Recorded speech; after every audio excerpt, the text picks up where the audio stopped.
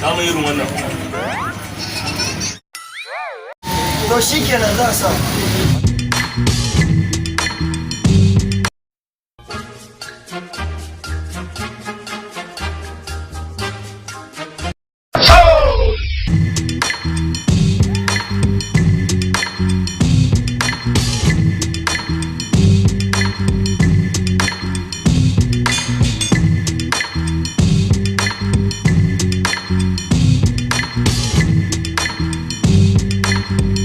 Yawa, mai tuwo, irin wanda ka samu wannan da ka samu. Ok, ba da mu bari sa ka muka gana shi gaba daya.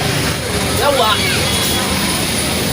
Malam ya za a yi kawo ka same ni ina cin tuwo kuma kawai ka sa hannu ko ka ci gaba da ci. What do you say? Are you talking? I know you are. Me ka ce?